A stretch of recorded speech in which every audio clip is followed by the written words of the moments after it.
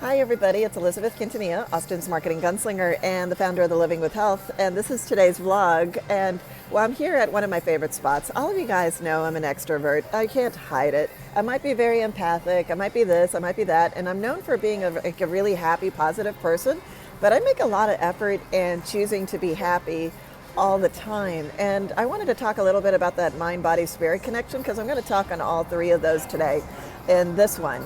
And part of being out here is just realizing, especially after recent traumas, like I did the 720 this year earlier and a car fire, and now I'm in a new car. And guys, I just feel very grateful that I can still afford my car insurance plus car payment. Oh my God. Because the thing about it is we all different have our stresses and our stressors. In fact, my sister and I make this joke as like, oh God, this is another boy man who's hitting on you on Facebook because, all he wants is that happy-go-lucky positive person, not the real person that's has conflicts, internal, complicated emotions, basically inconvenient things that are, whatever, like being gluten and dairy free. And hey, let me tell you, El Arroyo ground beef tacos without the cheese, that's gluten and dairy free, especially if it's on the crispy corn shell. And you know what? It's okay to be insecure. It's okay to have personal problems. It's how do you manage that? And, I've been in various meditation groups. I'm actually, in a program right now and really love my guide.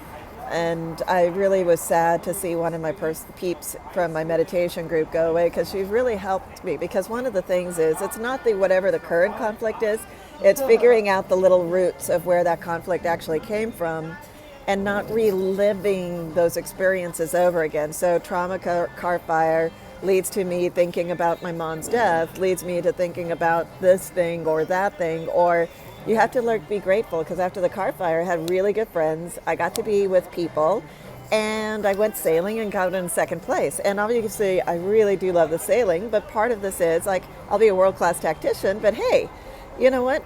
If I can't be on boats in Austin, I'll be boats somewhere else. And maybe eventually I can have my own Block Island adventure. But beyond that, seriously, when I'm 80, what kind of legacy do I want to leave behind? And that's part of the joke book. I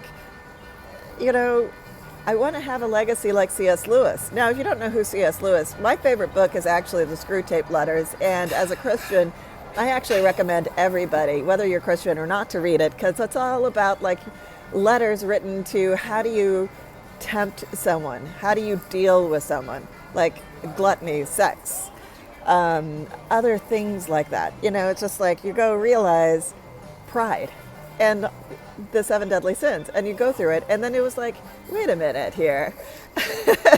It's really how we react to everything and learning how to unwind, de-stress so the cortisol doesn't affect it because earlier this year the cortisol was just so much I couldn't even think and I was so lonely, really lonely and isolated that I had to make a critical change, especially after my dad's surgery, and I no longer had to be so careful.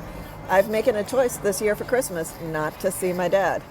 It's just not going to happen because I've been out and about and putting myself on the vaccine trial and hoping I get in, even with the history of the Lyme disease. God, it's been so, Lyme disease free for years, but still have to say it. You realize, how do we deal with fear? Well, you got to release it. And one of the ways to release it, is observe your feelings and figure it out. And then, try not to be triggered or where the trigger's coming from. Let it go. So that's ultimately what I feel like is the getting to the root cause of Christianity, which is, how to have that peace beyond understanding when everything else is falling apart around you because things happen all the time. But it's a matter of how do we react. And I want to be remembered for the life I lived, not the money that I made. And, no one finds life worth living. You got to make it worth living and make it a good one. Make it worth loving. That's it. See ya.